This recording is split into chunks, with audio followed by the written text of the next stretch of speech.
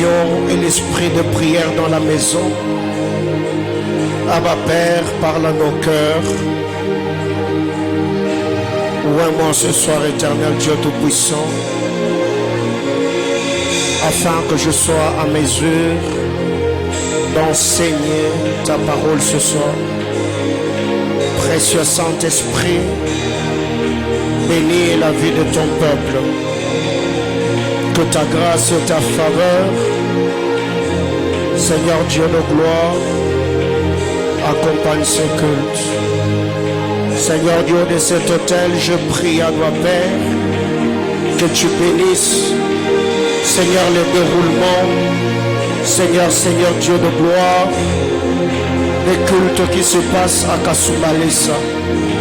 Seigneur, que ta bonne main soit avec eux, que ta puissance les accompagne. Abba Père, bénis les internautes, bénis ceux qui sont dans cet auditoire, bénis Seigneur ceux qui sont en route. Nous te promettons gloire, louange, puissance et majesté pour tout ce que tu fais et ce que tu feras dans la suite du temps. Au nom de Jésus. Amen. Acclame le Seigneur.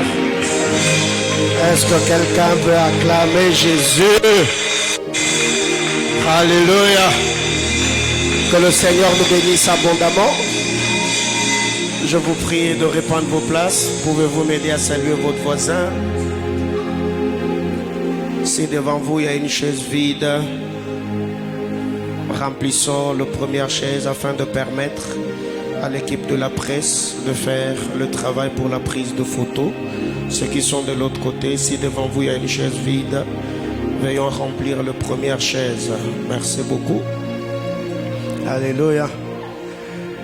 Ce soir, par la grâce de Dieu, je reviens encore sur le texte de Marc chapitre 5, du verset 21 au verset 43. Et nous avons par la grâce de Dieu exploité depuis le dimanche. Je vais le lire et je vous demanderai seulement de rester assis. Marc chapitre 5, du verset 21 au verset 43. Je lis au nom de Jésus. Jésus dans la barque regagna l'autre rive où une grande foule s'assembla près de lui. Il était au bord de la mer. Alors vint un des chefs de la synagogue nommé Jairus qui l'ayant aperçu, se jeta à ses pieds. Berger Daniel, mon micro est lourd. Se jetant à ses pieds, il lui adressa cette instante prière. Ma petite fille est à l'extrémité, viens, impose-lui le main afin qu'elle soit sauvée et qu'elle vive. Jésus s'en alla avec lui et une grande foule le suivait et le pressait. Or il y avait une femme atteinte d'une perte de sang depuis 12 ans. Elle avait beaucoup souffert entre les mains de plusieurs médecins. Elle avait dépensé tout ce qu'elle possédait et elle n'avait éprouvé aucun soulagement, mais était allée plutôt en empirant. Ayant entendu parler de Jésus, elle vint dans la foule par derrière et toucha son vêtement, car elle disait, si je puis seulement toucher ses vêtements, je serai guérie. Au même instant, la perte de sang s'arrêta et elle sentit dans son corps qu'elle était guérie de son mal. Jésus connut aussitôt en lui-même qu'une force était sortie de lui et se retournant au milieu de la foule, il dit, qui a touché mes vêtements? Ses disciples lui dirent, tu vois la foule qui te presse et tu dis qui m'a touché. Et il regardait autour de lui pour voir celle qui avait fait cela. La femme, effrayée et tremblante, sachant ce qui s'était passé en elle, vint se jeter à ses pieds et lui dit toute la vérité. Mais Jésus lui dit, ma fille, ta foi t'a sauvée, va en paix et sois guérie de ton mal. Comme il parlait encore, survinrent de chez le chef de la synagogue des gens qui dirent, ta fille est morte, pourquoi importuner davantage le maître? Mais Jésus, sans tenir compte de ces paroles, dit au chef de la synagogue, ne crains pas, crois seulement. Et il ne permit à personne de l'accompagner, si ce n'est à Pierre, à Jean et à Jacques et à Jean, frère de Jacques. Ils arrivèrent à la maison du chef de la synagogue où Jésus vit une foule bruyante et des gens qui pleuraient et poussaient de grands cris. Il entra et leur dit, pourquoi faites-vous du bruit? Et pourquoi pleurez-vous? L'enfant n'est pas morte, mais elle dort. Et il se moquait de lui. Alors, ayant fait sortir tout le monde, il prit avec lui le père, la mère de l'enfant et ceux qui l'avaient accompagné, et il entra là où était l'enfant. Il la saisit par la main et lui dit Talita Kumi, ce qui signifie jeune fille, lève-toi, je te le dis. Aussitôt la jeune fille se leva et s'est mise à marcher, car elle avait 12 ans, et ils furent dans un grand étonnement. Jésus leur adressa de fortes recommandations pour que personne n'ait su la chose. Et il dit qu'on donna à manger à la fille. Parole du Seigneur. On acclame bien les Saintes Écritures. Dieu soit loué. Alléluia. Bien-aimés dans le Seigneur, depuis le dimanche, par la grâce de Dieu, nous avons parlé autour de notre thème. Vous avez appris qu'il a été dit, mais moi je vous dis. Et depuis le dimanche, nous avons exploité le texte de Marc chapitre 5 en long et en large, selon la mesure de grâce. Mais ce que nous devons retenir, il y a beaucoup de choses que nous avons dit, donc je vais dire quelques-unes en survolant, afin de pouvoir enseigner ou communiquer la pensée ou le fardeau que le Seigneur a déposé dans mon cœur.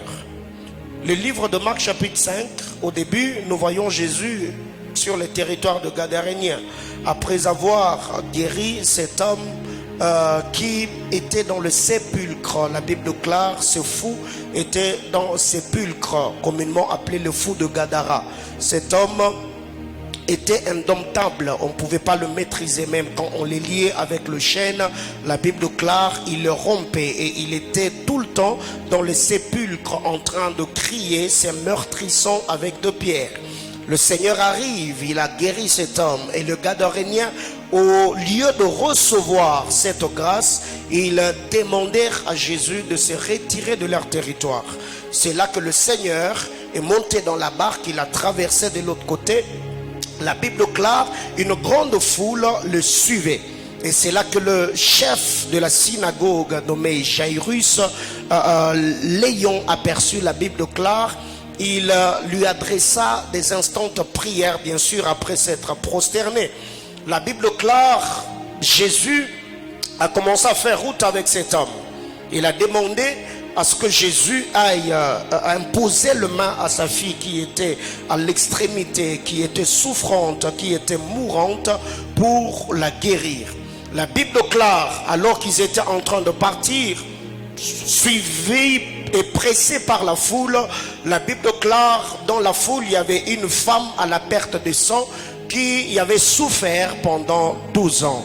Et l'écrivain précise qu'elle avait perdu tout ce qu'elle avait.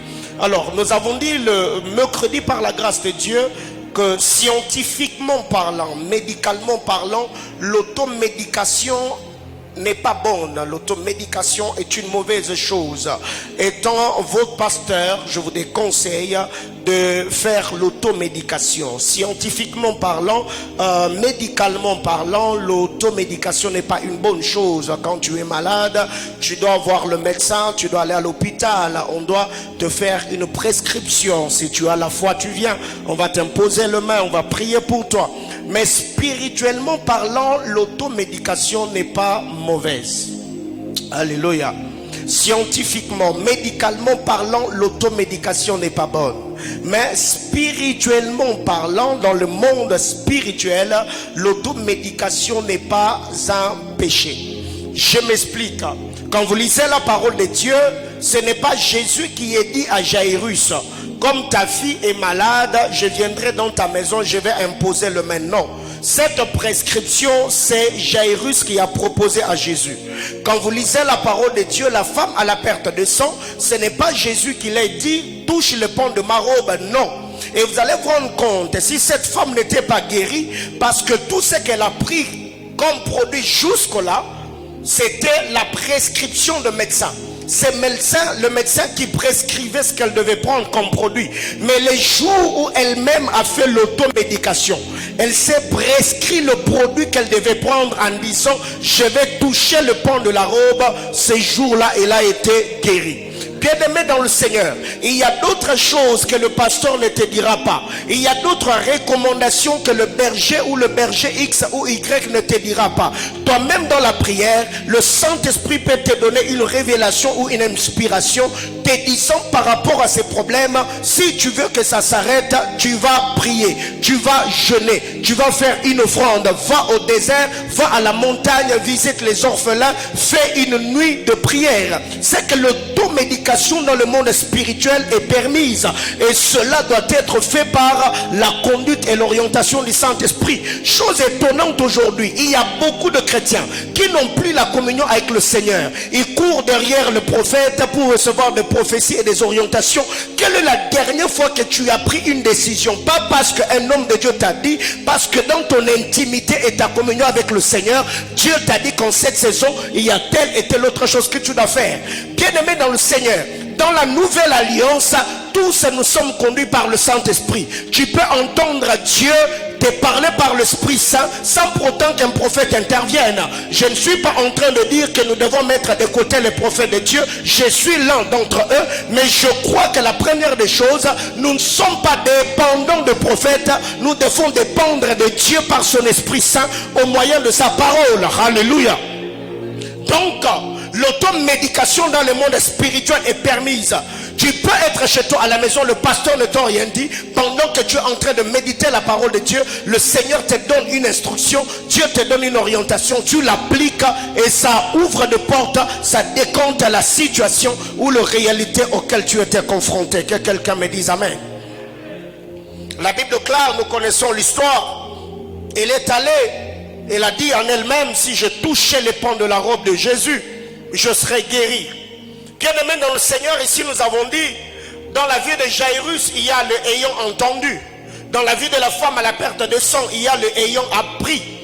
C'est que cette femme a appris que le Seigneur guérissait le malade, ayant entendu parler de Jésus. Et nous avons dit pour que Jairus puisse inviter Jésus dans sa maison, il a fallu d'abord que Jairus puisse apercevoir le Christ. Mais pour cette femme, il a fallu qu'elle entende parler de Jésus. Mais quand vous lisez la parole de Dieu, nous l'avons dit dans l'histoire de Zachée. Zachée, dans sa vie, pour qu'il voie Jésus, les deux ont été fusionnés. On a fusionné les deux choses. Zachée a entendu parler de Jésus et il a cherché à voir Jésus.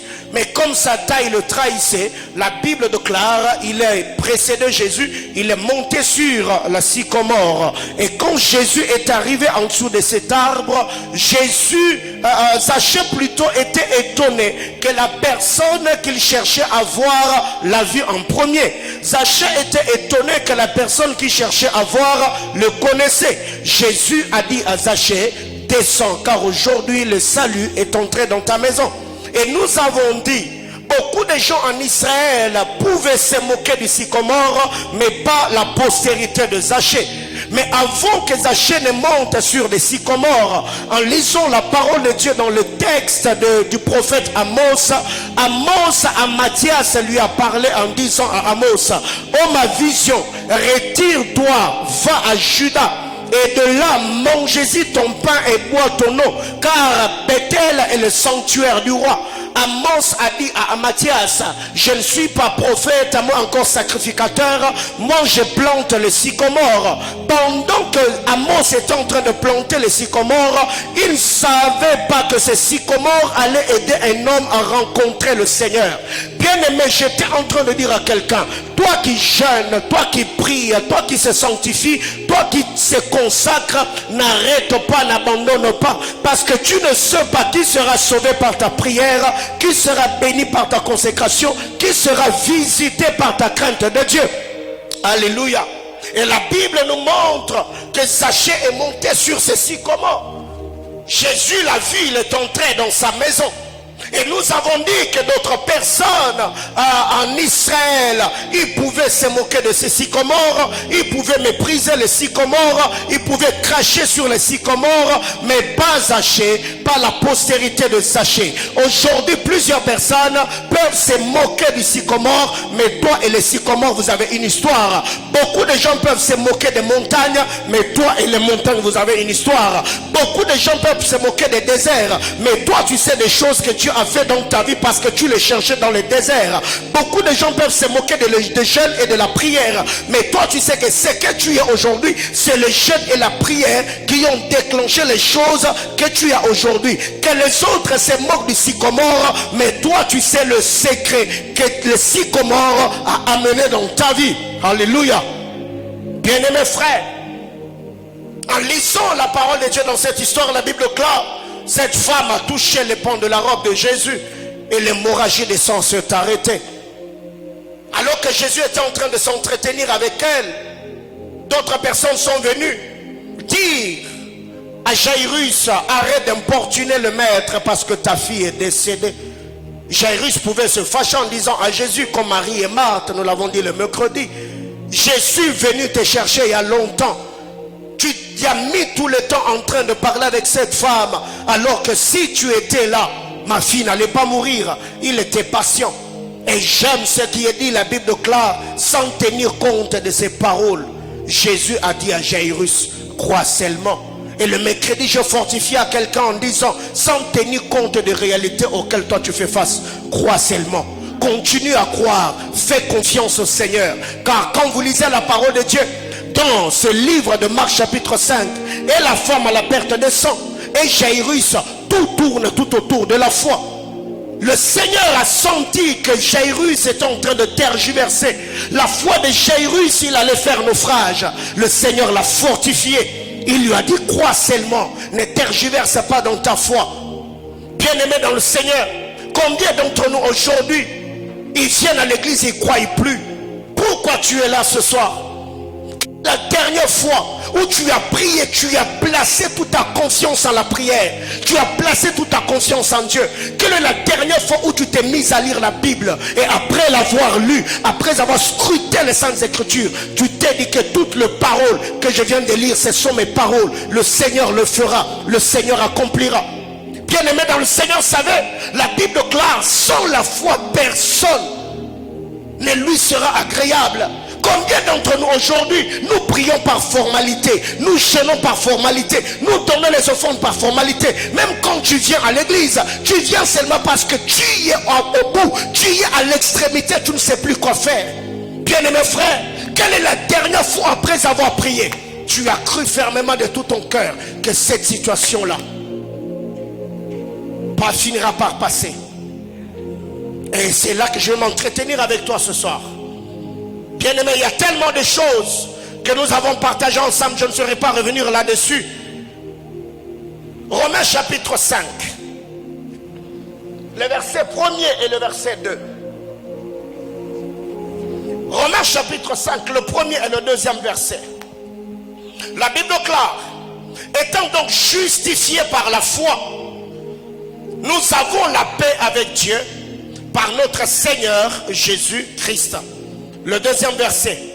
À qui nous devons d'avoir eu accès par la foi à cette grâce dans laquelle nous demeurons fermes et nous nous glorifions dans l'espérance de la gloire de Dieu.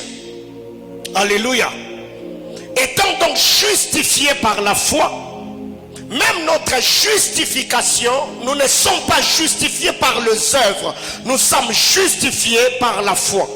Et c'est notre justification qui a fait à ce que nous soyons en paix avec Dieu, pas par nous-mêmes, mais par l'œuvre salvatrice de la croix, par la mort de Jésus-Christ, notre Sauveur, à qui nous devons d'avoir eu par la foi accès à cette grâce.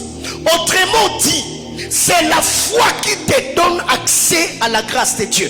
Sans la foi, bien-aimé dans le Seigneur, personne ne peut avoir accès à la grâce de Dieu. Je donne un exemple. Les promesses de Dieu sont oui et amen, nous le savons. C'est comme un immeuble intelligent dans lequel il y a beaucoup de meubles. Il y a de mariages, il y a de voyages, il y a de guérisons, il y a des onctions, il y a des dons spirituels. Mais les portes sont verrouillées. Tu ne peux pas avoir accès à cet immeuble intelligent si tu n'as pas une carte qui va te donner accès. Si tu n'as pas une clé qui va te donner accès. Eh bien, le promesse de Dieu, quoi qu'étant réel, quoi qu'étant vrai, mais si on n'a pas la foi, on ne peut pas avoir accès aux choses que Dieu nous a promises. Il y a une chose que nous devons savoir. Quand la Bible déclare que c'est par la foi que nous avons accès à ces choses.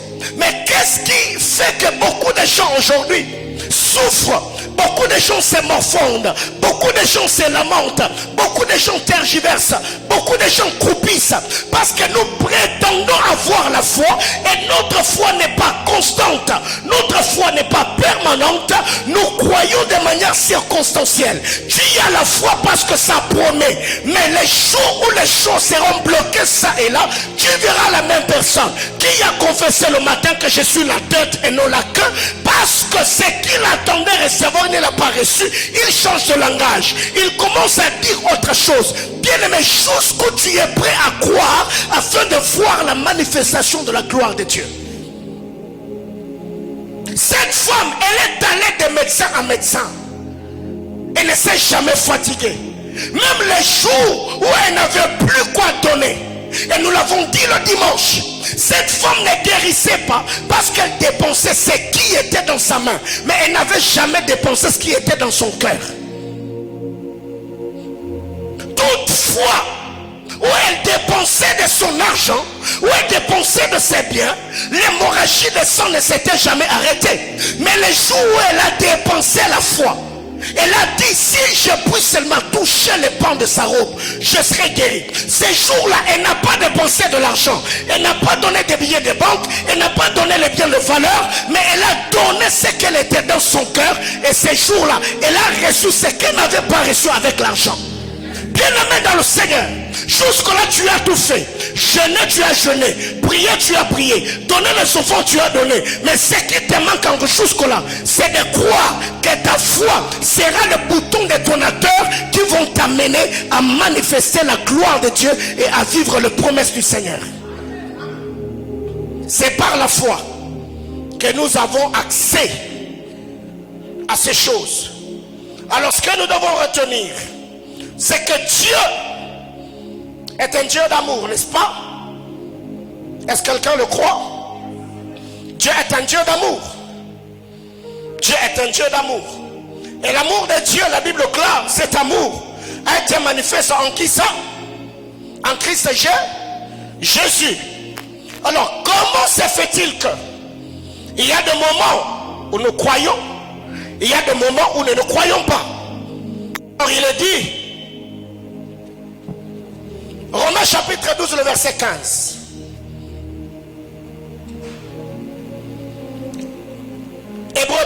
Hébreux chapitre 12, le verset 15.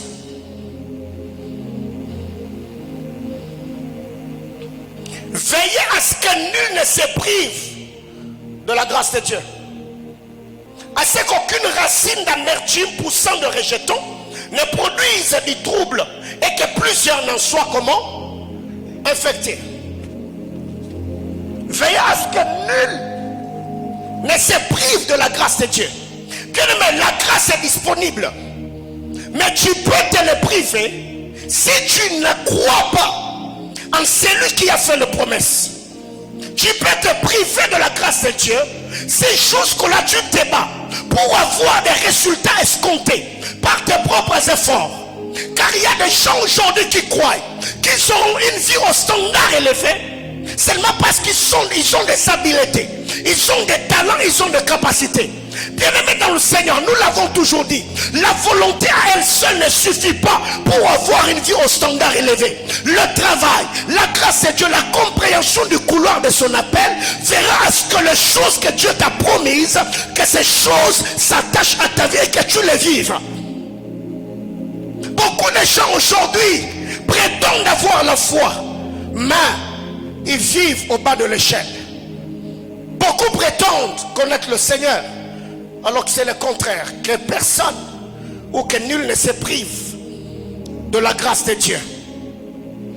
Bien-aimés frères, ce soir, je vais partager avec nous. Il y a 12 choses, mais je vais parler d'abord de 6 choses. Si le Seigneur permettra que le dimanche, que je revienne là-dessus, on en parlera. La première des choses, parlons de la foi. Parce que je ne peux pas conclure Marc chapitre 5 sans parler de la foi. Jésus a dit à Jairus, ne crains pas, crois seulement. Donc la foi doit bannir la crainte. La foi doit nous permettre à surmonter les réalités, les difficultés ou encore les choses qui nous accablent ou celles qui nous font pleurer. Le Seigneur dit ceci, ne crains pas, crois seulement. N'est-il pas écrit que Dieu est le consommateur de notre foi et que c'est lui qui l'amène à la perfection? Dieu consomme la foi et c'est la foi consommée qu'il va amener où ça? À la perfection. Bien-aimés frères, la première des choses, je l'ai toujours dit et je reviens là-dessus. Marc chapitre 9, le verset 23, presse. Marc chapitre 9, le 23e verset. Marc chapitre 9, le verset 23.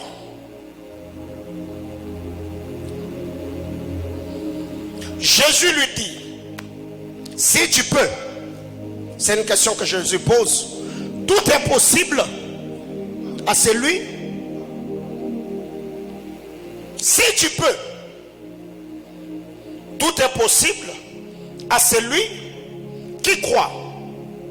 Quelqu'un comprend? La Bible ne dit pas tout est possible à celui qui est fort. La Bible ne dit pas tout est possible à celui qui est intelligent. Tout n'est pas possible à celui qui est sage. Tout n'est pas possible à celui qui a le moyen de se faire soigner. Non, tout est possible à celui qui croit. Bien-aimé dans le Seigneur, ce soir, parlons de la foi, je voulais dire à quelqu'un, la foi de la Bible n'est pas une foi qui facilite les choses. La foi biblique est une foi qui possibilise les choses. Bien-aimé frère, tu auras une vie chrétienne morose. Tu auras toujours le visage larmoyant. C'est jusque-là tu penses que devenir chrétien, c'est vivre la loi de la facilité. Non, non, la foi ne facilite pas les choses, mais la foi les possibilise. C'est pour cette raison, quand vous lisez la parole de Dieu, dans 2 Rois chapitre 2, je crois qu'à partir du verset 12, descendant, Élisée s'est tenu devant son père Élie. Il lui a dit, avant que tu ne montes, je demande une chose, donne-moi la double portion de ton esprit. Et ce que j'aime dans cette histoire, Élie prenant la parole, il n'a pas dit à Élisée, tu demandes une chose impossible, non. Il dit, tu demandes une chose difficile. Ce qui est difficile n'est pas impossible, n'est-ce pas? Aujourd'hui c'est difficile de trouver de l'emploi, mais cela n'est pas impossible. Aujourd'hui c'est difficile de se marier avec cette crise économique, mais cela n'est pas impossible. Bien-aimé dans le Seigneur, ce qui est difficile n'est pas impossible. Donc Jésus était en train de dire au père de cet enfant lunatique que les démons jetés dans le feu et dans l'eau avec l'intention de le tuer. Jésus dit à son père, Tu ne peux pas me parler comme tu me parles en disant, si tu peux, non. Tout est possible à celui qui croit. Autrement dit, Jésus voulait lui dire, le problème c'est pas moi, le problème c'est toi. Si toi tu peux avoir la foi, ta foi t'amènera dans mon monde et ton enfant sera guéri. Bien-aimés frères, il y a des gens aujourd'hui qui ont abandonné la foi, qui se retirent des églises, qui accusent les hommes de Dieu, qui se plaignent. Oh non, ma vie, bien-aimés frères, devenir chrétien n'est pas synonyme de vivre la loi de la facilité. Devenir chrétien, c'est entrer dans le monde des possibilités. Bien-aimés frères, depuis que j'ai compris ces choses, j'ai arrêté de me plaindre. C'est là que nous avons dit que la vie chrétienne est une vie de bagarreurs. La vie ne va pas s'offrir à toi comme sur un plateau parce que tu as prié que ça va venir. Mais non, la Bible claire, nous n'avons pas à lutter contre la chair et le sang, mais nous luttons contre les dominations, les autorités, les principautés. Où ça? Dans les lieux célestes. Et quand le Seigneur parle, il dit, nous avons reçu toutes sortes de bénédictions. Où c'est? Dans le lieu.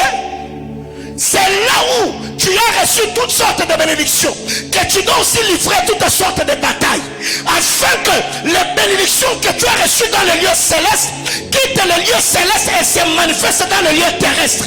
Mais avant que cela ne vienne, tu dois livrer toutes sortes de batailles. Bien aimé, la vie n'est pas un cadeau.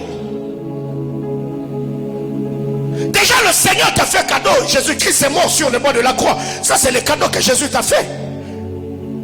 Le Seigneur t'a fait cadeau, le souffle de vie. Mais le travail là, c'est pas cadeau. Le bonheur, c'est pas cadeau. Bats-toi pour avoir la vie que tu veux. Sinon, tu vivras des réclamations, des impositions, où tu regardes les promesses de Dieu et tu regardes la vie que tu as. Tu te rends compte que c'est paradoxal et contradictoire. Que faire? Élève ton esprit par la foi dans la prière afin de posséder les promesses de Dieu et de les vivre dans ton quotidien. Que quelqu'un me dise amen. La foi ne rend pas les choses faciles, mais ça rend les choses comment? Possibles.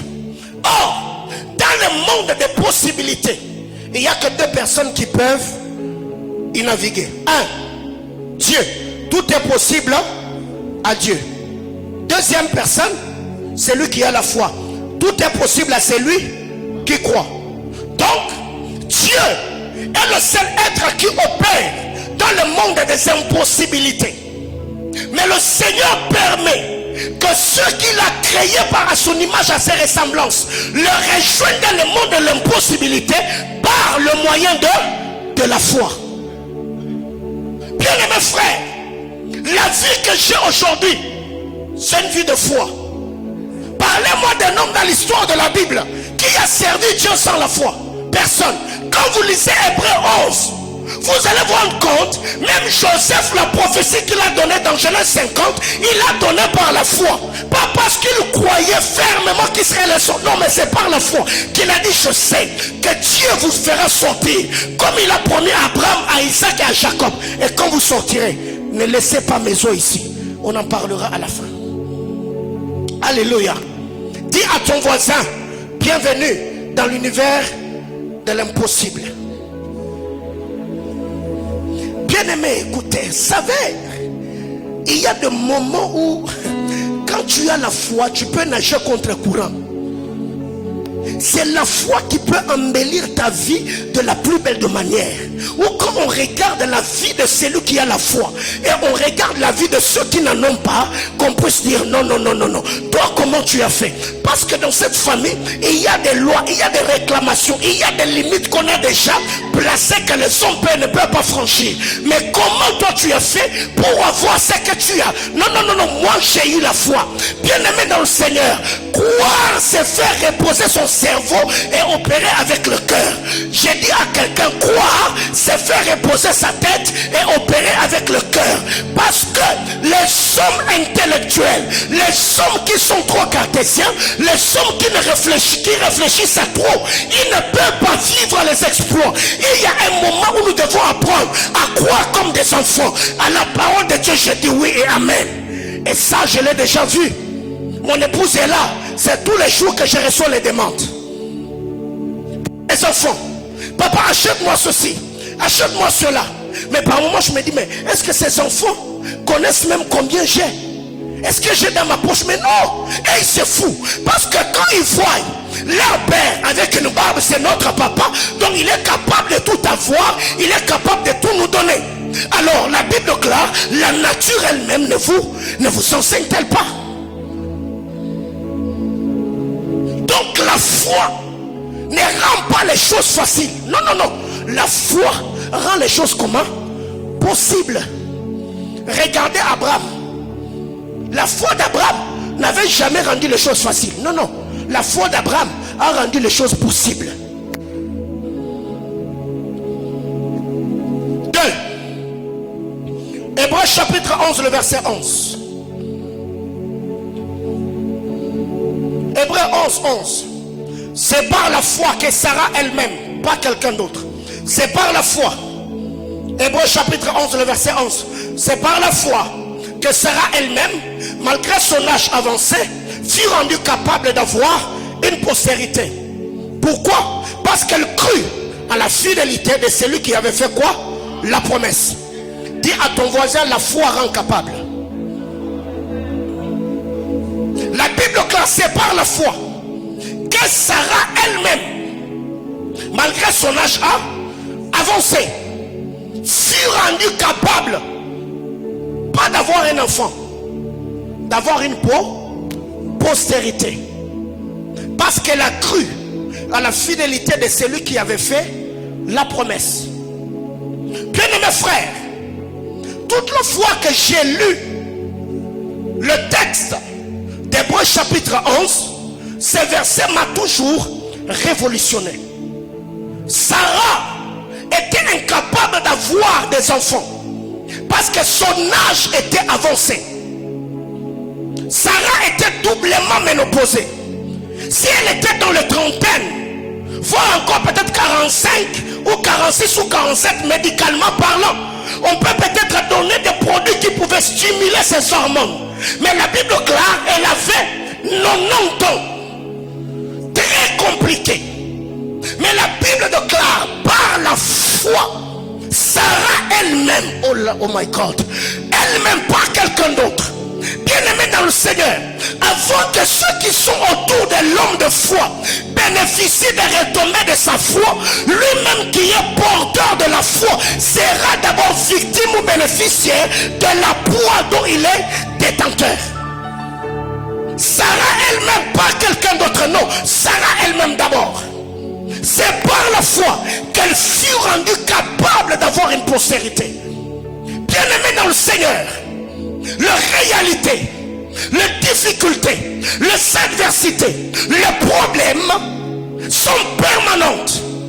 Nous recevons des messages, des menaces, des grimaces, où le diable te fait voir que tu ne peux pas. Mais Sarah est arrivée à avoir une postérité, pas parce qu'elle avait pris des aphrodisiaques, pas parce qu'elle était allée chez une voyante qui l'avait donné des potions. Non, la Bible classe, c'est par la foi que la foi rendit Sarah capable d'avoir une postérité. Dis à ton voisin, ta foi te rendra capable d'avoir des choses que tu attends de Dieu. Est-ce que quelqu'un comprend de quoi je parle? Elle fut rendue capable. Bien-aimé dans le Seigneur, ici nous voyons que Sarah était soumise à une loi, la loi de l'incapacité, la loi de l'impossibilité. Mais comment est-ce qu'elle a pu transcender cette loi? Seulement parce qu'elle a cru. Et vous savez, je l'ai toujours dit en termes de foi, Sarah, elle a une plus grande foi que la foi d'Abraham. Donc s'il y a quelqu'un qui devait être le père de la foi, ce n'est pas Abraham. Sarah allait être la mère de la foi. Parce que la Bible clare, quand on parle de la foi d'Abraham, on dit Abraham crut à la promesse. Mais Mais Sarah n'a pas cru aux promesses. Sarah a cru à la fidélité de celui qui avait fait la promesse. Autrement dit, Abraham a cru en ce que Dieu avait dit. Mais Sarah a cru en la personne de Dieu qui avait dit. Quelqu'un comprend de quoi je parle? Bien-aimés frères, savez, il y a un moment dans la vie où ceux qui t'ont vu grandir, ils peuvent te sous-estimer. Est-ce que toi tu feras quelque chose? Est-ce que toi tu fais... Bien-aimé, écoutez, j'ai connu ça dans ma vie. J'ai toujours parlé de cette histoire. Je crois en 2002 ou 2003, j'ai resté chez un de mes grands frères. Un jour, à l'époque, son mari venait d'acheter l'écran, le truc qu'on appelle comme à la télévision, Sharp. Voyez-vous? Les trucs là avec l'hélico c'est derrière. Sharp de 21 pouces.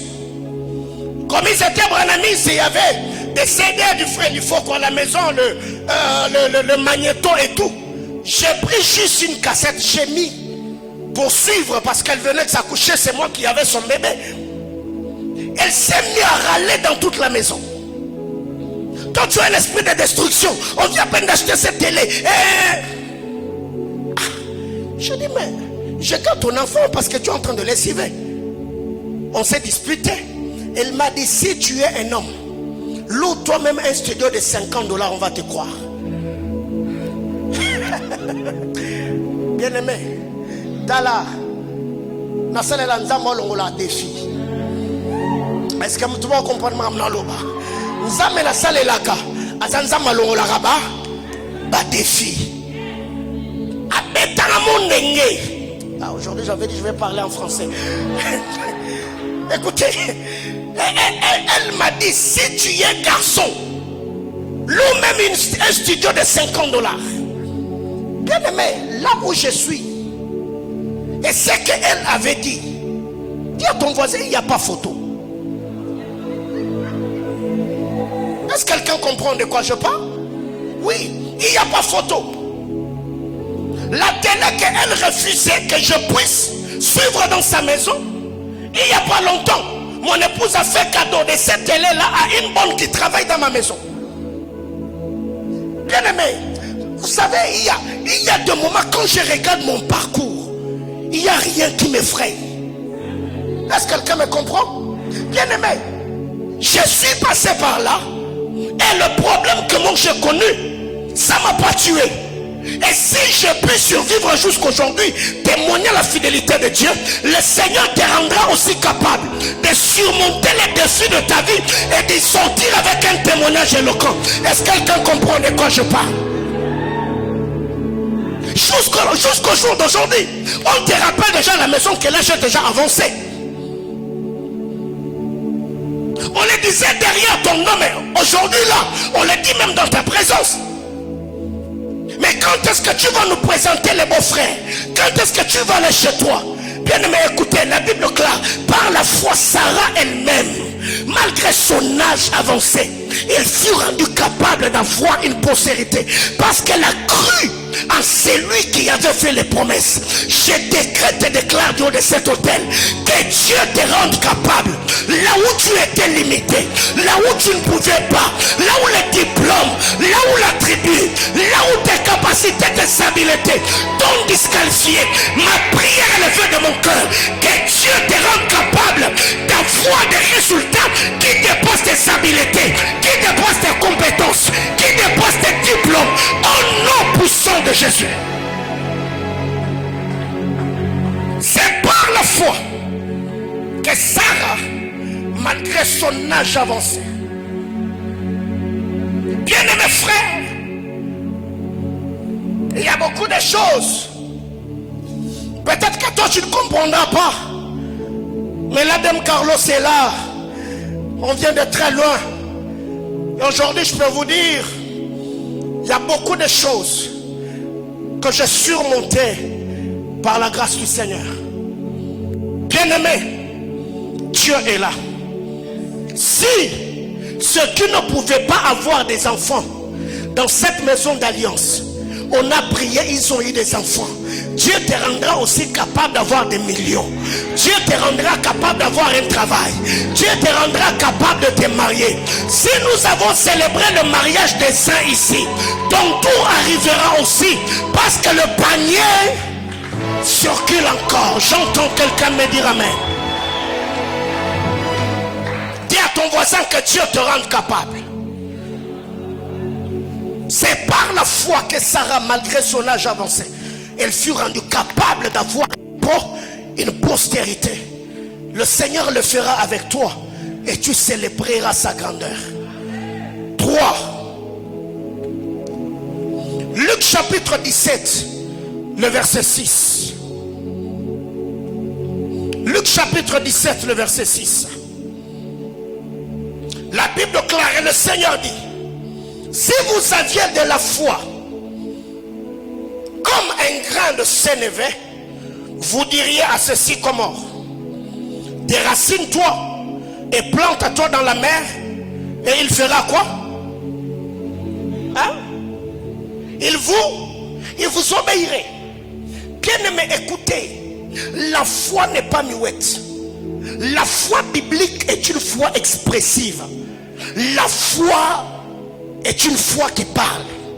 La Bible déclare: si vous avez la foi comme le grain de sénévé, vous ferez quoi? Vous diriez. Tala, bien aimé, tu ne peux pas me dire que tu as la foi, mais tu ne sais pas parler sur ta vie. Non. Au commencement, la terre était informe et vide. Pour qu'il y ait la création, le Dieu qui t'a créé, il a parlé. Le Seigneur a appelé la lumière. Au jour de la création, la terre était informe et vide. Il y avait la ténèbre à la surface de l'abîme. Le Seigneur dit que la lumière soit, et la lumière fut. Bien-aimé dans le Seigneur, pourquoi nous ne devons pas imiter le mode opératoire de Dieu? Pour que Dieu crée, Dieu n'a rien fait. Il a parlé. Et tout ce qu'il a appelé, le Seigneur a vu cela. La Bible classe: si vous avez la foi comme le grain de sénévé, vous diriez à cette montagne: ôte-toi de là. Et fais quoi? Jette-toi dans la mer. Et la montagne fera quoi? Bien-aimé frère, c'est que dans la foi, il y a l'autorité.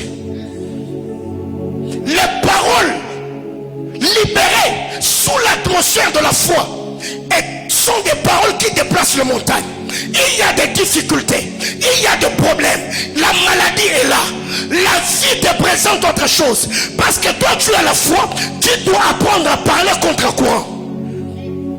Bien aimé, quand vous lisez la parole de Dieu, le psalmiste dit: je ne mourrai point, je vivrai et je raconterai les merveilles de Dieu. Pensez-vous qu'il ne vivait pas d'hostilité? Non, il a choisi un agent contre-courant. Il sentait l'odeur de la mort. Il y avait des pressions, des attaques. Il a dit: non, non, je refuse de fermer ma bouche. Parce que si je me tais, je finirai par succomber. Alors je me mets à déclarer: je ne mourrai pas, je vivrai et je raconterai. Un moment dans la vie, vous devez apprendre à parler contre-courant. La conjoncture, l'économie t'impose autre chose. Mais toi, tu te permets, tu te décides à nager contre courant. Parce que tu ne dépends pas selon l'économie congolaise. Tu dépends selon les plans merveilleux et glorieux de Dieu. Bien-aimé, l'économie du Congo peut être par terre. Mais toi, tu prospères. Et tes affaires sont florissantes. Parce que tu es soutenu par le puissant de Jacob. Si vous avez la foi, vous diriez. Bien-aimé frère, il y a un moment dans la vie où on doit cesser de faire quoi? De demander. Il faut ordonner. Parce que l'église n'est pas un rassemblement des hommes et des femmes qui ne composent que de lamentations et de pleurs. Non, nous sommes un rassemblement des adorateurs, des hommes et des femmes qui ont reçu l'autorité venant de notre bien-aimé Sauveur et qui doivent changer les choses. Quand vous lisez la parole de Dieu, la Bible déclare: vous êtes la lumière du monde. Quand la lumière arrive quelque part, elle ne demande pas la permission du ténèbre. La lumière arrive et s'impose.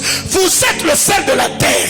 Le le ciel ne demande pas si elle peut avoir la permission de donner la saveur. Quand le ciel arrive, le sel s'impose. Dieu te dit que tu es le sel. Quand tu arrives là où la vie est fade, là où la vie est morose, là où la vie est dégoûtante, tu t'imposes et par toi, ceux qui n'avaient plus le goût de la vie, ils peuvent le recevoir. Là où le ténèbre, la sorcellerie, la magie, l'occultisme, oh mon Dieu, oh mon Dieu. Bien aimé, j'étais en train de dire à quelqu'un, tu ne peux pas croire en Jésus et vivre les lois, les dominations, les puissances de ténèbres qui ont bloqué tes frères. Ça, ce n'est pas le Dieu que je prêche. Je suis lumière. Partout où j'arrive, je communique la vie. Ça, c'est parmi les choses que j'ai toujours demandé à Dieu. Père, ne permets pas que quelqu'un me donne ses oreilles et après avoir entendu ta parole, qu'il sorte avec la main battue. Jamais. Ce qui fait qu'il y a par moments, tu traverses des moments très compliqués. Mais après avoir entendu la parole de Dieu, tu te dis non, ça va aller. Ça finira par changer. Je crois en la puissance de Dieu. Parce que moi-même, je suis passé par là. Bien aimé, souri maramba lobby et boma kiote. Il y a les lois et roboma yote. Tu y as l'eucalyptus du désert. Et amis pépé. Et ambonge et roboma yote.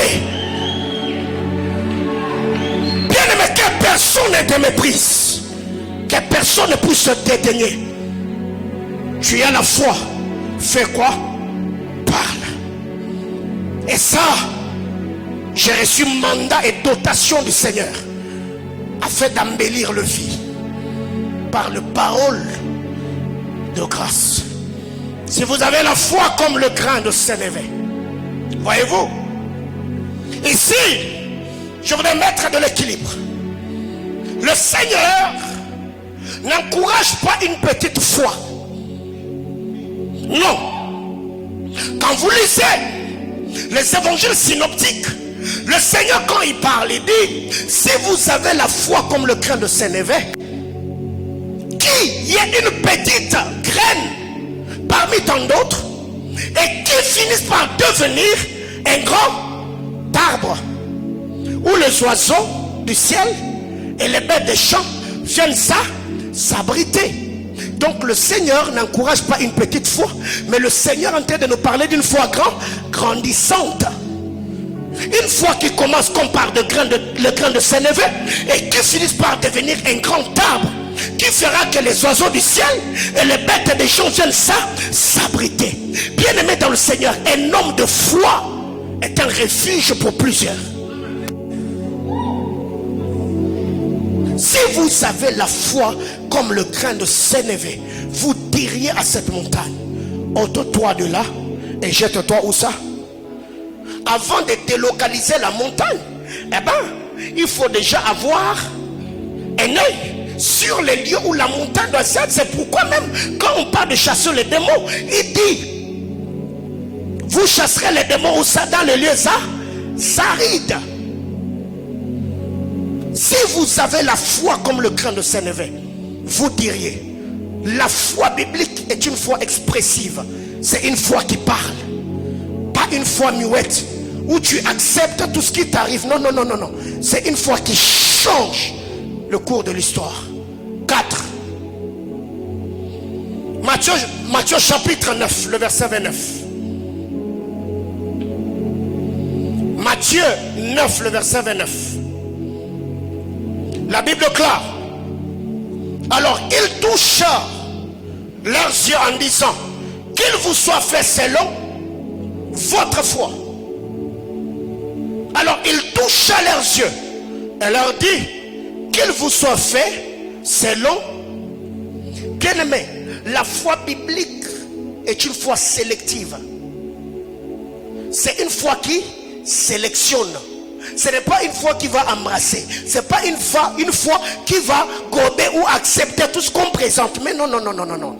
La foi biblique est une foi sélective. La Bible déclare qu'il vous soit fait selon votre foi. Ces gens-là étaient aveugles, n'est-ce pas? Ils sont allés voir Jésus. Ils ont dit à Jésus, impose-nous le main, prie pour nous, pour que nous puissions voir. Et Jésus leur dira qu'il vous soit fait selon votre foi. Voyez-vous? Donc, si ces gars-là avait besoin d'avoir les yeux bleus. Et Jésus a dit qu'il vous soit fait selon votre foi. C'est que déjà dans son mental, il devait choisir le type de cieux qu'il devait recevoir, le type de cieux qu'il devait avoir. C'est que ceux qui ont besoin aux amis sur ma vondo. Donc il y a un peu, et on peut s'améliorer, qu'on dit ça m'a qu'on dit manayo. Bien aimé, tout se passe ici. Quand on te dit que tu seras béni, qu'est-ce que tu envisages? Qu'est-ce que tu vois? Qu'est-ce que tu conçois? Car c'est la perception qui a produit la prosternation et l'intercession dans la vie de Jairus. Parce qu'ayant aperçu Jésus, bien aimé frère, quand on te dit prie, par moments nous devons devenir précis et concis, même quand on demande la bénédiction.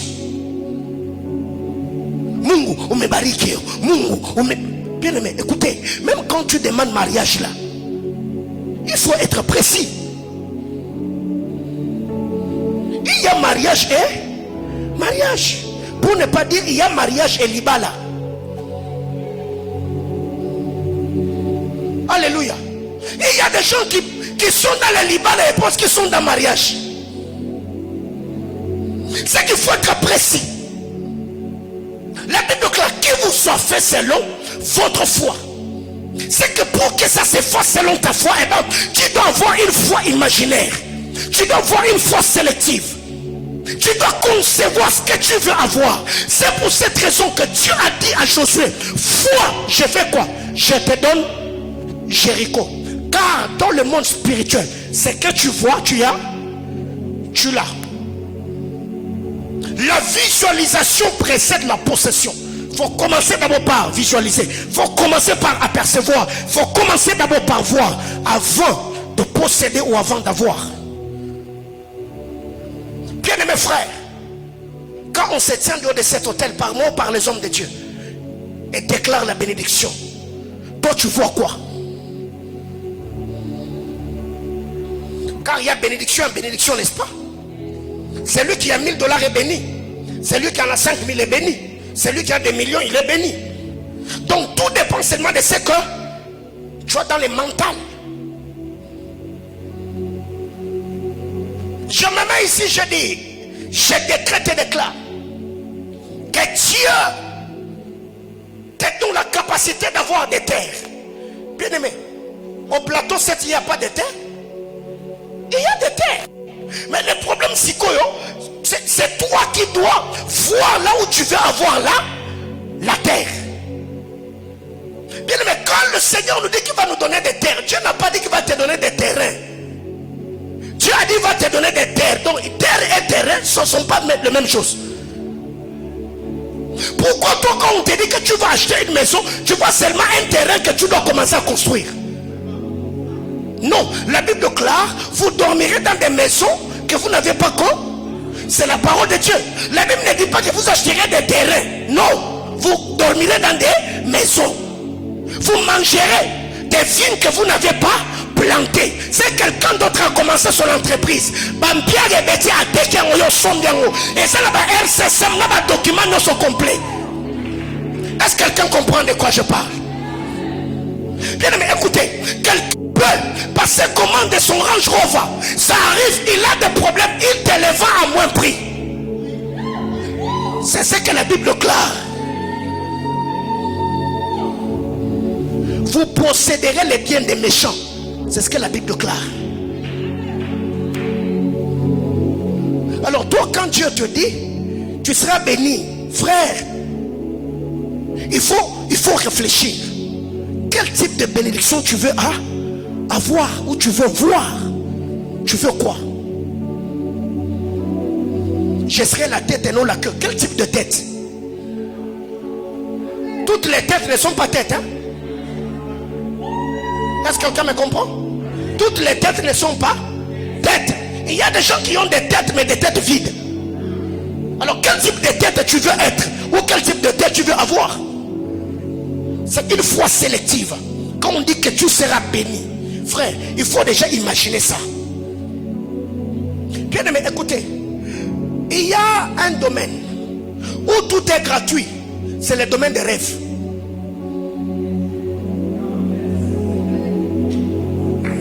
Là tout est, c'est pas payant.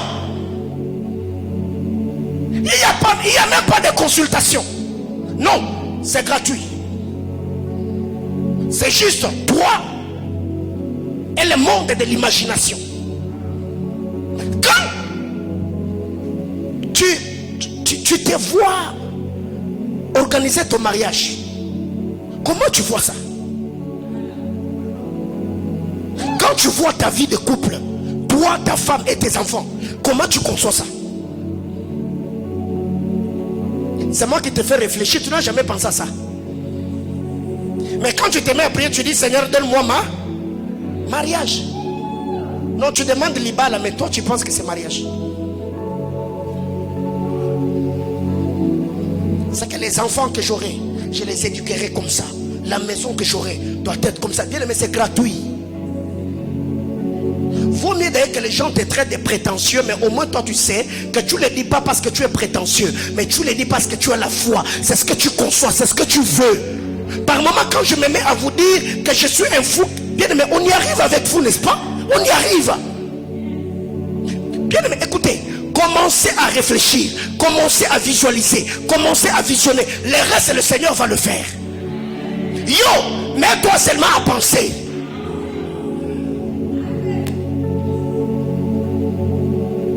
C'est pas un péché.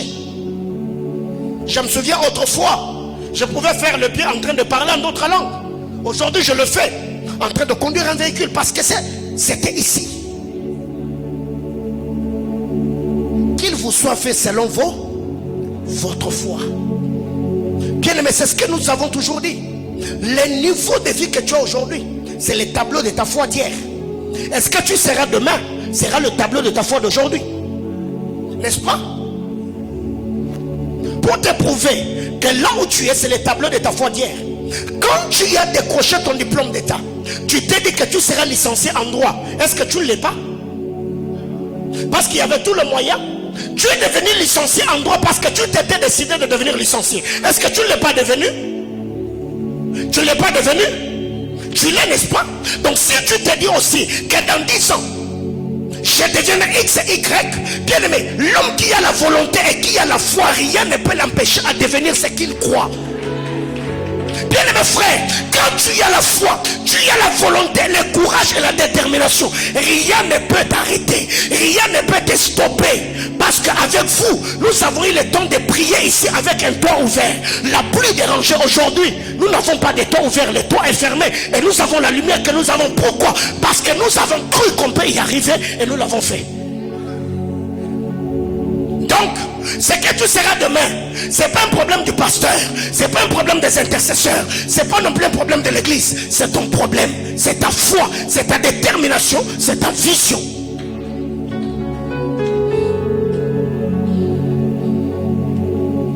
Alors combien d'entre nous aujourd'hui retardent les promesses de Dieu? 5. Jean chapitre 11, le verset 40. Jean chapitre 11, le verset 40. Qu'est-ce que Jésus dit à Marie et Marthe? N'ai-je pas dit? N'ai-je pas dit que si tu crois, tu verras la gloire de Dieu? N'ai-je pas dit que si tu crois, tu verras la gloire de Dieu?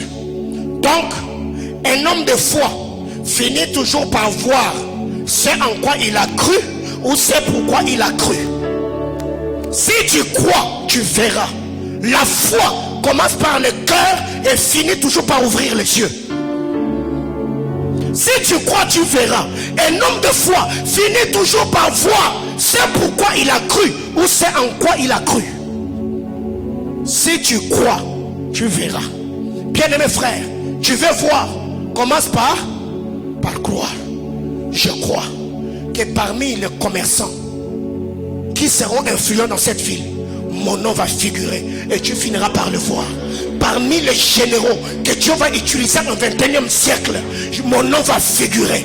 Parmi les entrepreneurs que le Congo va célébrer, mon nom va figurer. Parmi les femmes influentes de ma génération, parmi les chantres ou les chantres ou mon nom Bien-aimé, si tu crois, tu feras quoi? Tu verras. Autrement dit, un homme de foi finit toujours par devenir ou par voir c'est en quoi il a cru. Bien-aimé frère, il y a une chose que tu dois savoir. Ta vie est en dents de scie parce que tu as une foi. Tu n'as pas une foi permanente et constante. Tu as une foi circonstancielle. Aujourd'hui tu crois parce que ça va un peu. Quand tu fais étalage de marchandises, tu vends, tu déclares. Oh mon Dieu, je déclare, tu déclares, je vais devenir. Les jours où tu vas perdre de l'argent, directement tu commences à te plaindre. Oh Seigneur, moi je paye mes dîmes. Bien aimé, écoutez. Quand Jésus parle à Marie, il dit, n'ai-je pas dit? Pas si tu pries, non. Si tu fais quoi? Si tu crois. Parce que quand vous lisez cette parole, Marie et Marthe, c'est l'image de l'adoration et de l'intercession. Mais il y a une chose qui leur manquait, c'était la foi. La Bible déclare, quand Jésus est venu, Marthe est allée. Elle dit à Jésus, si tu eusses été là, mon frère n'allait pas mourir. L'intercession. Quand Marie arrive, la Bible déclare, Marie se jeta aux pieds de Jésus, en train de dire, si tu eusses été là.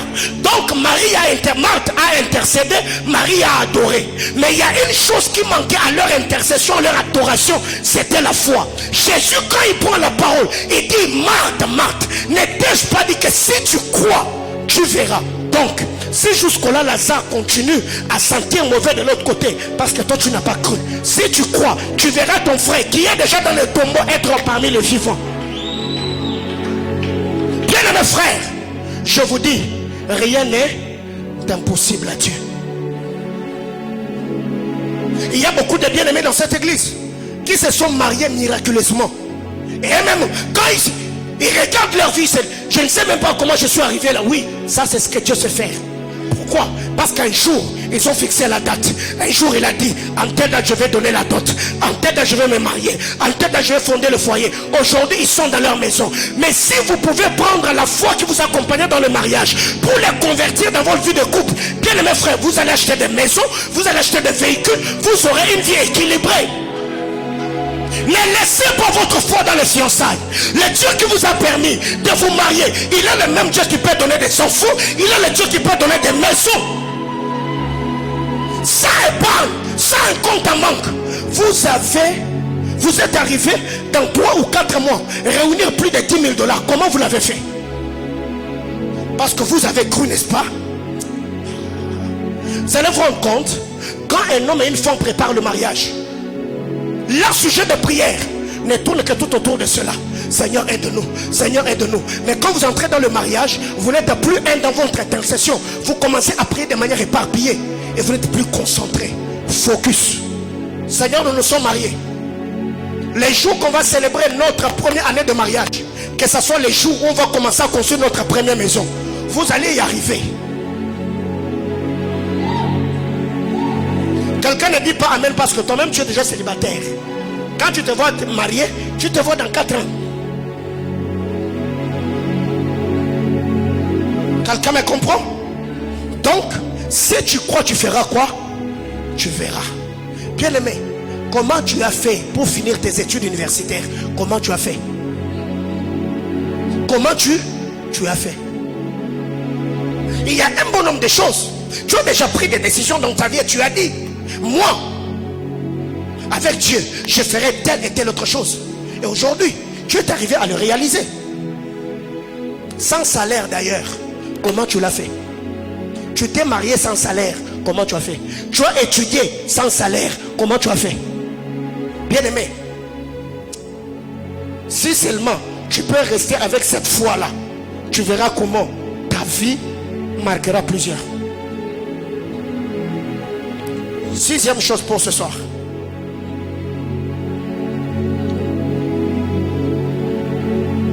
Et je crois que je vais m'arrêter là.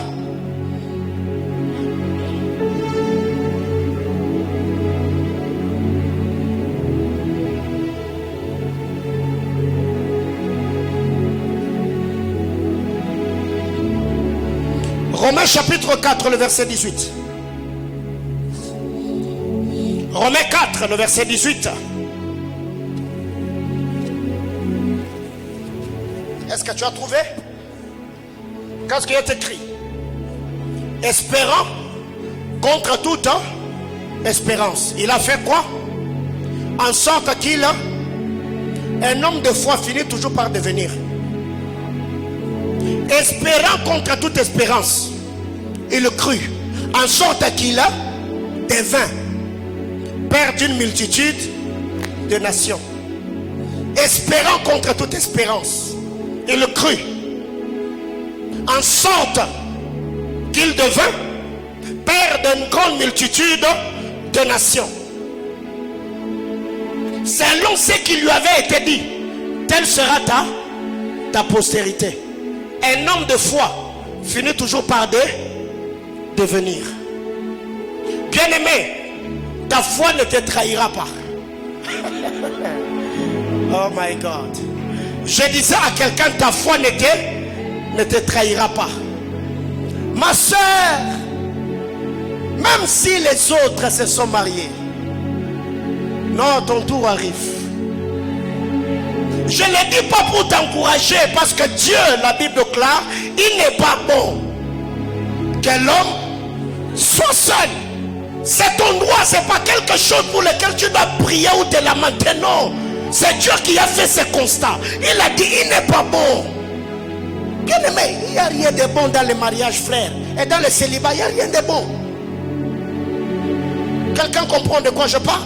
La Bible déclare, espérant contre toute espérance, il crut, en sorte qu'il devint. Quand un homme croit, il finit toujours par faire quoi? Par devenir. Bien-aimé, je suis témoin des choses que je prêche. Je suis témoin. Ma vie est un témoignage. Les choses que je prêche, ce n'est pas seulement des choses que j'ai ramassées dans la Bible. Non, non, ce sont des choses que j'ai vécues. Année après année avec le Seigneur, j'ai vécu ces choses. Bien-aimé frère, vous savez, il y a un moment dans la vie où tu n'as pas besoin de lire la vie d'Abraham pour croire que Dieu agit. Quand tu regardes ta propre vie, tu te dis non. Quand je regarde ce que j'étais autrefois et là où je suis aujourd'hui avec Dieu, non, non, je n'ai pas besoin du témoignage d'Abraham pour affermir ma foi. Moi-même, ma vie est un témoignage qui va affermir ma foi et je vais continuer à croire en ce que Dieu m'a dit. 2 Rois chapitre 13. Je vais m'arrêter là et on va prier. 2 Rois chapitre 13.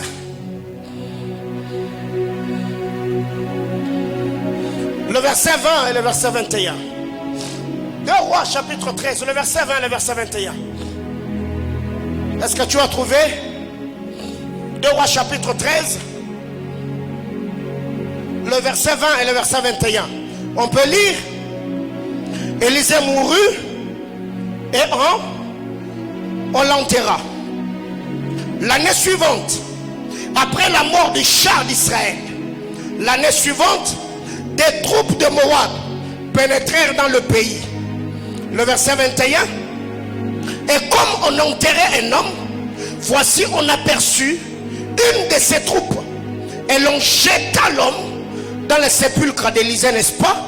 L'homme alla toucher les os d'Élisée et il reprit vie et s'éleva sur ses pieds. Que quelqu'un me dise amen. On parle de la foi et c'est là que j'arrête mon sermon de ce soir et les minutes qui vont nous rester, on va prier le Seigneur. Qu'est-ce qui arrive dans cette histoire? On est en train de parler de la foi. On parle de la foi. Par la foi Abraham, par la foi Isaac, par la foi Jacob, par la foi Moïse. Et nous l'avons dit que la femme à la perte de sang, aussi longtemps qu'elle dépensait de ses biens, et elle allait, sa situation allait en s'empirant. Mais les jours qu'elle a dépensé sa foi, eh bien, elle a obtenu en dépensant sa foi plus que ce qu'elle avait dépensé dans sa vie. Bien aimé dans le Seigneur, Jairus, quand il a appris que sa fille venait de succomber, il a fallu que le Seigneur vienne le fortifier dans sa foi en lui disant: Jairus, ne crains rien, toi ce que je te demande, crois seulement. Quand vous lisez la parole de Dieu, la Bible déclare, alors qu'Élisée, avec Élie, je suis dans 2 Rois chapitre 2, Élie était en train de partir. La Bible nous dit qu'Élisée s'est tenu devant Élie. Il a dit, mon père, j'ai besoin de recevoir la double portion de ton esprit. Élie lui dira, tu demandes une chose difficile, mais si tu me vois monter, eh bien, ce que tu as demandé, tu vas le recevoir. La Bible déclare, il vit Élie monter dans le char de feu et les chevaux de feu. Il s'est mis à crier, mon père, char d'Israël et sa cavalerie. Le père a laissé le manteau. Et quand vous allez dans 2 Rois chapitre 13, la Bible déclare, le roi d'Israël au temps d'Élisée, il est venu alors qu'Élisée était mourant, Élisée était malade. Il s'est mis à crier en disant, mon père, char d'Israël et sa cavalerie. Donc, ce que tu es capable de voir dans ton père, c'est ce que tes fils seront en mesure de voir dans ta vie quand tu seras aussi père. Il a dit dans la vie de son père, mon père, il est parti. Mais à son tour, ce n'était pas un prophète, mais c'était un roi. C'est un roi qui vient pleurer au chevet d'un prophète en disant, mon père. La Bible déclare, Élisée lui a dit, prends des flèches et prends l'arc. Il a tiré, nous connaissons l'histoire.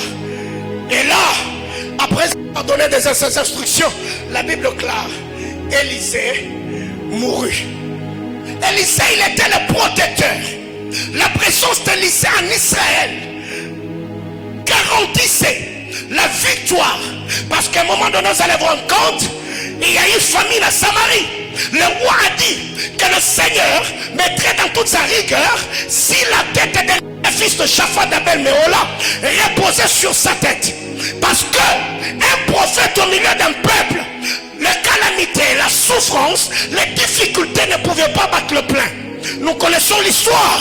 Je suis dans 2 Rois chapitre 7. La chose a été décomptée. C'est que la présence d'un prophète au milieu d'un peuple est l'assurance de la sainte et glorieuse présence de Dieu. Mais là nous voyons, celui qui était le bouclier du peuple vient de décéder.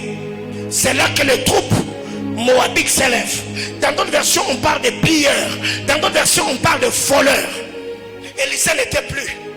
C'est l'année suivante, après l'enterrement d'Élisée, que ces bandes de pilleurs s'élèvent pour envahir la ville. La Bible déclare, pendant que eux partaient pour envahir cette ville, il y avait un groupe de gens qui étaient en train d'enterrer un mort. Les morts étaient déjà morts. Normalement, on devait l'enterrer avec dignité. Mais il s'est fait qu'une troupe de pilleurs se présente. C'est que là, les vivants ne pouvaient plus rester sentinelles des morts. Chacun devait sauver sa peau. Chacun devait se retirer. Chacun devait fuir pour qu'il ne soit pas atteint, qu'il ne soit pas tué, ou bien pour qu'un malheur ne lui arrive pas. La Bible déclare comme par malheur, ils ont jeté les morts. Basani, Babouaki. Et la Bible déclare, et l'on jeta l'homme dans les sépulcres d'Élisée. Quand vous lisez le manuscrit, la Bible déclare, et on les jeta. Il se roula jusqu'à toucher les ossements d'Élisée. Bien aimé, j'ai une bonne nouvelle. Là où les hommes vont te jeter, ne reste pas là. Fournis des efforts, fais-toi. Oh my God. Il était mort. Et quand il voit les troupes de pillards, ils se sont dit, mais non, moi je ne peux pas rester là pour sauver la peau de ces gars qui est déjà décédé. Comme par malheur, ils ont jeté le mort. Et le mort s'est dit, ok, comme vous m'avez laissé ici, vous êtes en train de fuir. Moi je n'ai pas la mobilité dans mes pieds pour vous suivre derrière. Laissez-moi me rouler. La Bible déclare, il se roula, jusqu'à toucher les ossements d'Élisée. Après qu'il ait touché les ossements d'Élisée, là le miracle s'est produit. La Bible déclare, c'est lui qui était mort, il ressuscita. Mais vous savez quoi? Ce qu'il avait jeté était là en train de courir. Il courait pour ne pas être atteint par le groupe de ces voleurs. Mais à leur grande surprise, ils regardent derrière eux. Ils voient les gars qu'on avait jetés. Oh my God. Il est debout, en train de faire quoi? De courir aussi. Au lieu de courir seulement les troupes de pillards, ils ont commencé à courir parce que les gars décédés étaient debout. Oh my God. Bien-aimés frères, il me reste 5 minutes. J'ai une bonne nouvelle à t'annoncer. Vous savez le problème c'est quoi dans cette histoire? Là où les hommes t'ont jeté, c'est là que Dieu va te ramasser. Oh mon Dieu. Ils ont dit non, tu es une mauvaise fille. Ils ont interdit à leur fille de s'afficher avec toi, pensant que tu es une mauvaise fille. On a dit que toi tu parles pas un bon français, tu n'es pas de notre niveau. Eh bien on te met de côté. Laisse-moi te dire, ils t'ont jeté oui, mais t'ont fourni l'effort. Roule-toi. Je suis là dans le programme de faiseurs de brèche. Je suis en train de me rouler. Occulte dans l'école de la biche. Je suis en train de me rouler. Quand il y a Mingui Seme, je suis en train de me rouler. Même l'apôtre Paul a dit, en tout lieu et en tout temps, par l'esprit, faites toutes sortes de prières. Dis à ton voisin, roule-toi seulement. Les soins d'Élisée t'attendent quelque part. La grâce de Dieu t'attend quelque part. La visitation est quelque part. Ils m'ont jeté, ils m'ont abandonné, ils m'ont rejeté. On t'a qualifié de foudron, on t'a qualifié de rêveur, on t'a qualifié de distrait. Parce que tout le temps c'est la prière, tout le temps c'est le désert, tout le temps c'est l'église. Dis à ces détracteurs, laissez-moi me rouler, parce que vous m'avez jeté, parce que vous m'avez abandonné, parce que vous m'avez mis de côté. Mais à ce que je sache, là où on l'a jeté, la grâce de Dieu l'a récupéré. Là où on l'a abandonné, la grâce de Dieu t'a ramassé. J'étais en train de dire à quelqu'un, Élisée peut me priver d'autre chose, mais il ne me privera pas d'y toucher. J'étais en train de dire à quelqu'un, Élisée, quand le mort est venu, Élisée était mort, mais le mort a donné la vie à un mort. C'est pourquoi l'apôtre Paul dit, nous sommes pauvres, mais on enrichit plusieurs. Bien-aimé dans le Seigneur, je n'ai pas besoin d'avoir la taille de Doxa pour l'impacter par l'onction. Je n'ai pas besoin d'avoir la taille de John pour l'influencer par mon ministère. Avec ma petite taille, bien-aimé frère, j'étais en train de dire à quelqu'un, l'onction, il n'est pas question d'habileté, il n'est pas question de capacité, il n'est pas question de connaissance, il n'est pas question d'expérience. Vous m'avez jeté, mais ne m'empêchez pas à me rouler. Vous m'avez abandonné, vous n'empêcherez pas à m'approcher du trône de grâce. J'étais en train de dire à quelqu'un, la Bible déclare, en jetant les morts, ils étaient en train de fuir pour sauver leur peau. Vous savez quoi? Ils devaient jeter le corps afin que le corps puisse sauver leur peau. Parce que vous savez, les commentateurs nous ont dit, quand le corps ont touché les ossements d'Élisée, le mort a ressuscité. Il a commencé à courir. Ceux qui fuyaient, ils regardent derrière. On voit celui qu'on a jeté. Il dit non. Qu'est-ce qui lui est arrivé? En courant, il s'est posé des questions. Francis, dis-moi, lui aussi il est devenu prédicateur. Mais dis-moi, elle aussi, qui était une fille mère, elle s'est mariée. Mais dis-moi, celui-là qu'on avait dit, il n'a pas fait de grandes études. Comment est-ce qu'il a monté une entreprise? En courant, il s'est posé des questions. J'étais en train train de dire à quelqu'un, même s'ils ne vont pas le dire, mais ils vont se parler entre eux. Mais de l'autre côté, ceux qui fuyaient, ils fuyaient et morts. Et de l'autre côté, ceux qui allaient pour prier, ils se sont arrêtés. Ils ont dit non, vérifions, ce n'est pas un piège. Parce que ces gars étaient dans une civière. On était en train de l'enterrer. Mais qu'est-ce qui s'est passé? Non. Prenons d'abord escale. Si on continue, peut-être qu'ils ont tendu un piège. La Bible déclare, le mot quand il s'est levé, il s'est tenu debout. Les commentateurs nous disent, ça ce sont des sources extra-bibliques.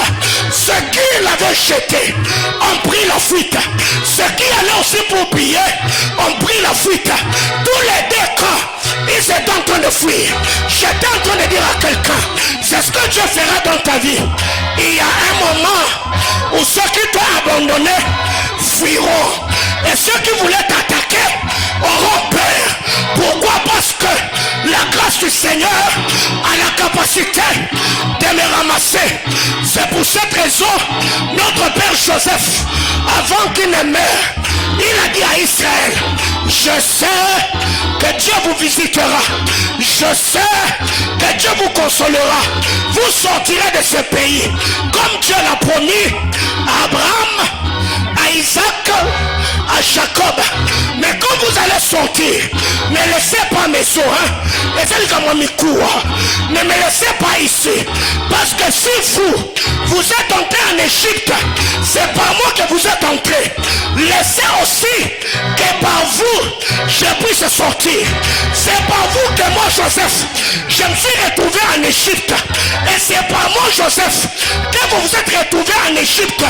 Alors laissez-moi, de la même manière que vous allez sortir, permettez aussi que je sorte avec vous. J'étais en train de dire à quelqu'un, c'est par Judas que Jésus a été vendu.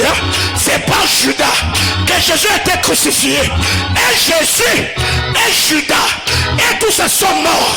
Mais à la différence, ce n'était pas le motif qui devait ressusciter. Ce n'était pas les pendus qui étaient ressuscités. Mais sinon les crucifiés. Je voudrais dire à quelqu'un, c'est par eux que tu as perdu beaucoup de choses. Mais aussi c'est par toi qu'ils vont perdre beaucoup de choses. Oh my God, est-ce que je parle à quelqu'un? C'est ça que Joseph dit. Moi je vais mourir, mais quand Dieu vous visitera, ne me laissez pas ici. J'étais en train de dire à quelqu'un, je suis ton Joseph. C'est par moi aussi que Dieu va te visiter. C'est par moi que Dieu va t'élever. Quand Dieu t'élèvera, ne m'oublie pas aussi. Ne me laisse pas en Égypte. Si tu iras en vacances à Dubaï, pense à moi aussi. Si ça sera Tanzanie, je disais pense à moi aussi. Par moi, vous êtes entrés, mais par vous, je vais sortir.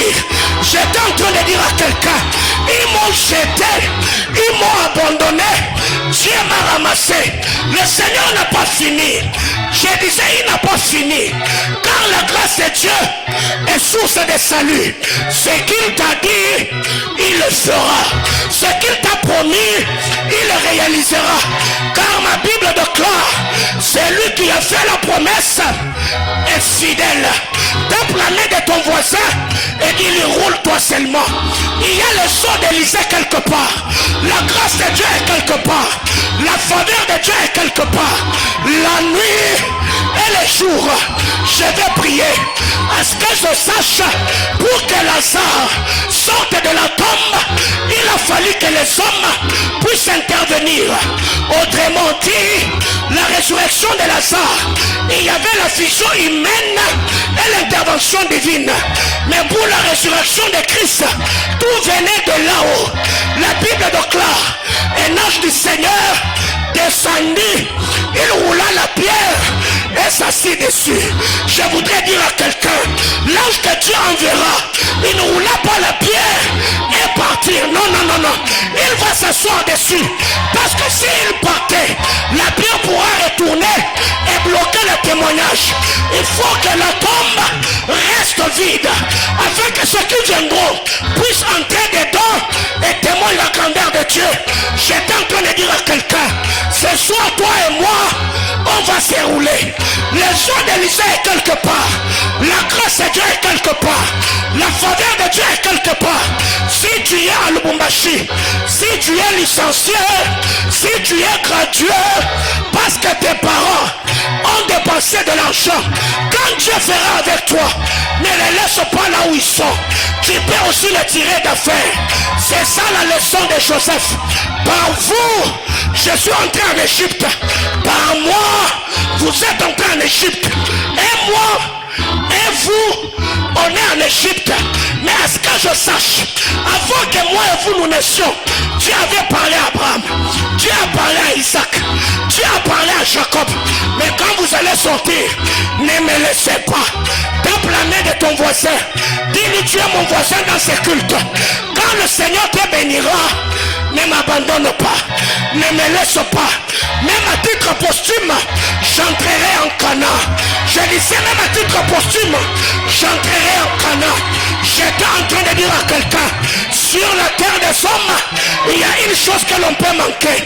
Parce que la promesse dit, Dieu a dit ceci, il a pris la terre, il a donné au fils des hommes. C'est que quiconque est créé à l'image de Dieu, il a droit d'avoir une terre. Même l'homme le plus pauvre, le jour de sa mort, il ne meurt pas comme locataire. Les hommes se cotisent pour lui acheter une terre. Même à la mort, je n'ai jamais vu un mort locataire, un mort qui a loué une tombe. Je n'ai jamais vu. Tous ceux qui meurent, ils meurent comme propriétaires. Si à la mort de quelqu'un, les hommes peuvent se cotiser pour lui acheter une terre, je demande à Dieu que sa grâce, que mes prières, que mon onction, que mes sacrifices se mettent ensemble, pas pour te donner des terres. Quand tu vas mourir, toi tu vas les avoir à ton vivant et tu laisseras des terres à ta postérité. Du haut de cet hôtel, je lève ma main devant le trône de Dieu. J'étais en train de dire à quelqu'un, n'arrête pas de te rouler. Si tu n'as pas encore touché les soirs, ne t'arrête pas. Si Dieu ne l'a pas encore fait, ne t'arrête pas. Je vais prier, je vais chaîner, je vais me consacrer. Montagne, je monterai. Mingwissem, je serai là. Faiseur de brèche, école de la biche. Je serai dans ces manos, je serai dans des racas. Je me roule jusqu'à ce qu'un jour, mon corps entrera en contact avec les ossements d'Élysée. L'Élysée le plus parfait, l'Élysée par excellence, la grâce de Dieu. Bien-aimés frères, je voudrais dire à quelqu'un, s'ils t'ont abandonné, ils ne t'ont pas jeté en vain. En soi, ils t'ont aidé. Car il y a de ces hommes qui doivent t'abandonner pour que Dieu te récupère, pour que Dieu t'accueille. Tape la main de ton voisin, dis-lui ce soir, toi et moi, on va rouler.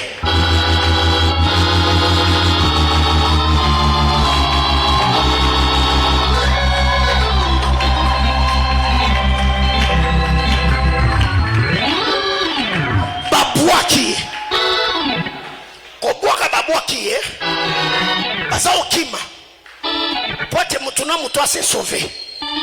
Mais place babouaki yende place babouaka bakite.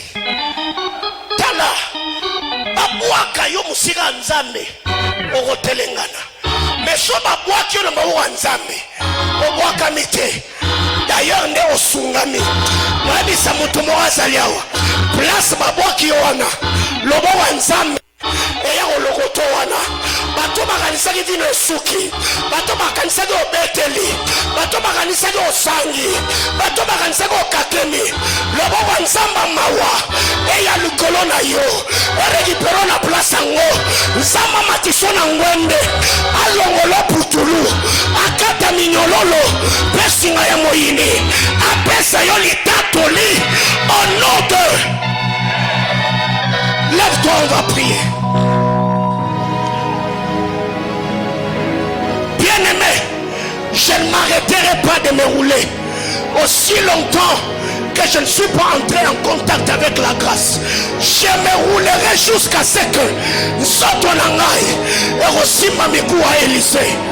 Bien-aimé, jour nzama robimisa yo na Égypte, kotisanga na Canaan. Kotisanga kotiranga te. Kotiranga te. nzamba kopambolo jour reçoit kanisanga pe jour nzamba kosalelo kobetanga karate jour nzamba kotombolo kokimanga te jour nzamba kosalelo kobwakisanga te nebile nzambe na oteya aza nzamba mawa aza nzamba ngolu mutu moko azali awa otangisi pisoli paske bato batiki yo paske musala babengani yo paske fiançailles ekatani nobisa mutu moko azali awa frère wana boyi yo azaka nzambe te sœur wana tiki yo azaka nzambe te là où ils t'ont laissé roule-toi seulement il y a les ossements d'Élisée quelque part. Est-ce que tu peux élever ta voix et prier le Seigneur? Aïe aïe aïe aïe aïe aïe. Il reprit vie et se leva sur le pied. Dis à Dieu ce soir, à ma Père, redonne-moi la vie, redonne-moi la vie, redonne-moi la vie, ainsi je vivrai. Redonne-moi la vie, ainsi je revivrai. Je ne vais pas me tenir sur le pied des autres. Je vais me répandre vie et me tenir sur mes propres pieds. Parle à Dieu.